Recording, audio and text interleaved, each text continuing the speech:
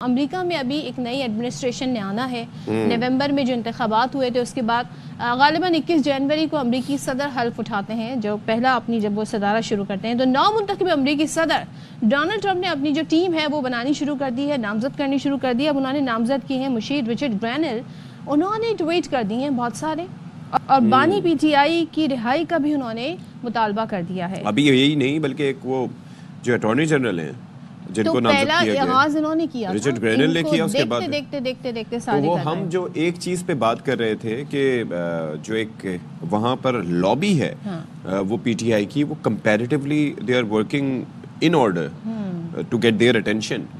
اس سے پہلے وہ خط بھی جو لکھا گیا تھا 40 کانگریس مین نے میرے خیال میں لکھا تھا، اور پھر آپ یہ دیکھیے کہ they are working towards its daily ہم سمجھ رہے تھے کہ شاید ایسی باتیں کر رہے ہیں۔ رچرڈ گرینل نے کہا اس سے پہلے تک تو وہ ٹویٹ کر رہے تھے اور بہت زیادہ ٹویٹ کر رہے تھے، ایسا لگ رہا تھا 2 دن گزریں گے 3 دن گزریں گے ٹویٹس کا سلسلہ ختم ہو جائے گا، لیکن یہ جو پھر اور لوگوں نے ٹویٹس کرنی شروع کر دی۔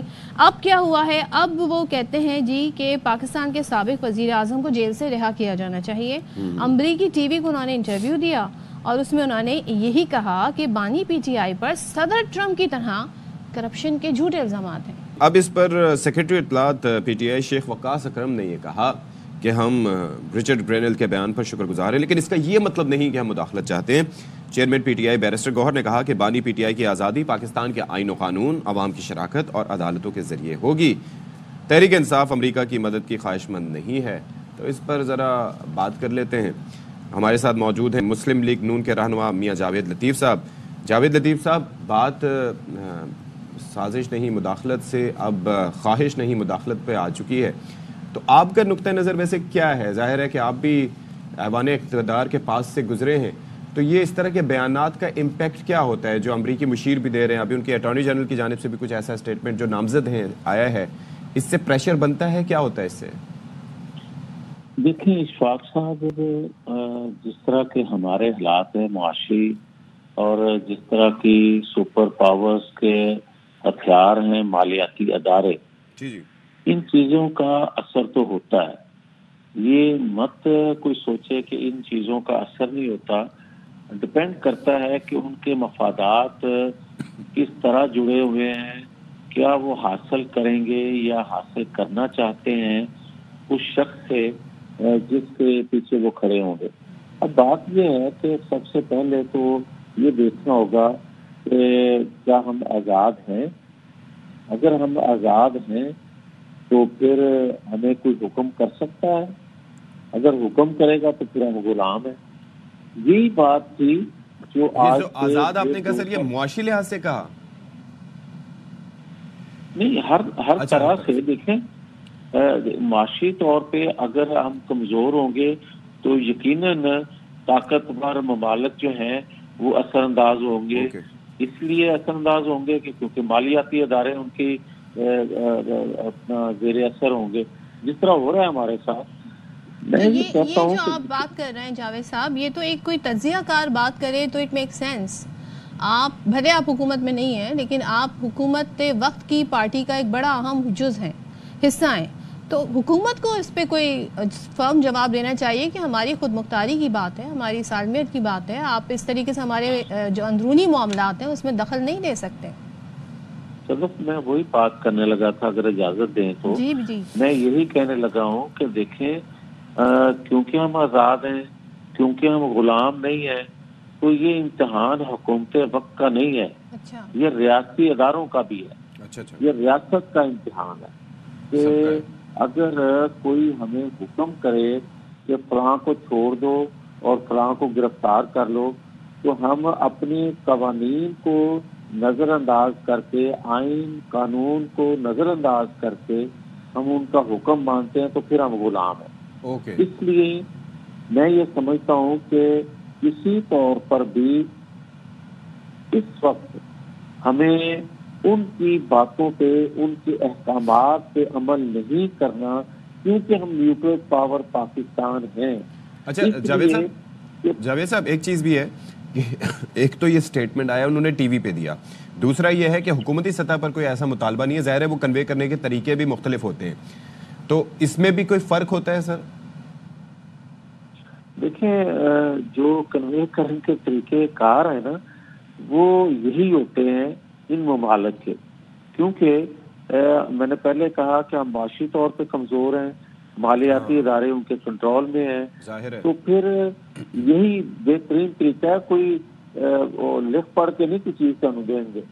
پھر اب آگے اسی طرح تو دیکھیں جب یہ بندہ بات کرتا تھا کہ ہم تو غلام ہیں، تو اس وقت اور آج غلام بن کے ان سے اگر بھیک مانگ رہے ہیں اپنی رہائی کی، تو یہ قوم دیکھیں، میں تو سب سے پہلے یہ کہوں گا کہ ہمارے ادارے جو ہیں وہ ان کے ترجمان اور حکومت وقت سب کو یہ چاہیے کہ اپنی قوم کو اعتماد میں لیں، کہ ان کو بتائیں کہ کس طرح ہمیں حکم دیا جا رہا ہے یا دیا جائے گا، یا ہمیں کس طرح پابندیاں لگائی جائیں گی اور لگ رہی ہیں کہ ایک شخص کو نکالنے کے لیے، اور وہ اتنے شور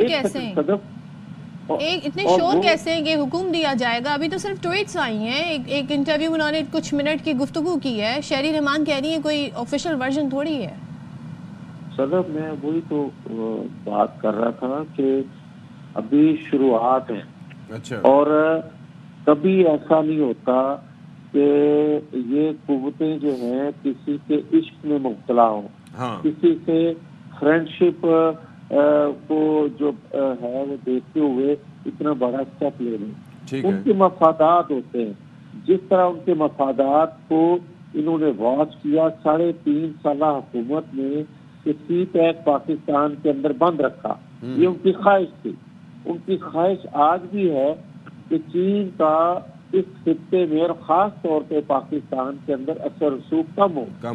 اب ان کی دوسری خواہش یا دوسرا ان کا جو ہے حکم اور دوسرا ان کا ڈیمانڈ یہ ہو سکتی ہے کہ کل کو وہ آپ کو تنگ کرنے کے لیے آپ کے نیوٹرل پروگرام پہ جس طرح پابندیاں لگانے کی عندیہ وہ دے رہے ہیں، کیا انڈیا میں اس طرح کی پابندیاں ہیں؟ کیا دیگر جو ایٹمی پاور ریاستیں ہیں ان پر اس طرح کی پابندیاں ہیں؟ سر ایک اور چیز بھی ہے، سر ایک اور چیز بھی ہے جاوید صاحب، مجھے یہ چیز بتائیے کہ پہلے ہم جب وہاں پر امریکہ میں اثر و رسوخ کی بات کرتے تھے تو ہم بات کرتے تھے Pakistani lobby versus Indian lobby, اور ہم کہتے تھے کہ اتنی مضبوط اور مستحکم لابی ہے۔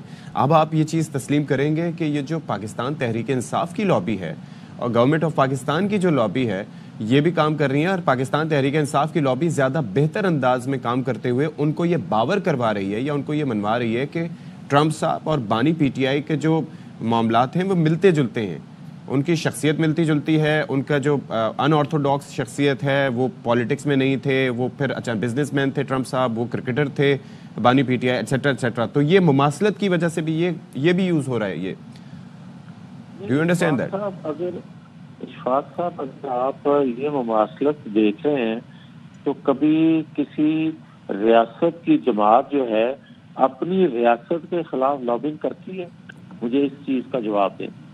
آج ٹھٹھا لگا رہے ہیں نا کہ جناب دیکھیں کیسے پابندیاں آ رہی ہیں، کیسے گفتگو ہو رہی ہے، تو مجھے یہ بتائیں کہ اپنی ریاست گھر کا بیٹی لنکا ڈھائے، پھر یہی ہے نا ہمارے ساتھ ہوا۔ اور دوسرا مجھے یہ بتائیں کہ کیا اس طرح کبھی ہوتا ہے کہ ایک ریاست جماعت کے پاس وسائل اتنے ہوں کہ وہ لابنگ فرم ہائر کر لے اور اس سے ریاست کے خلاف لابنگ کروا لے، مگر ریاست کے پاس اتنے وسائل نہ ہوں کہ وہ کوئی اتنی طاقتور لابنگ فرم ہائر کر کے اپنی ریاست کے لیے لابنگ کرائے؟ کبھی ایسا ہوتا ہے؟ یہ ہو رہا ہے پاکستان میں۔ تو پھر فارن فنڈنگ میں جو کیس تھا وہ کیا تھا؟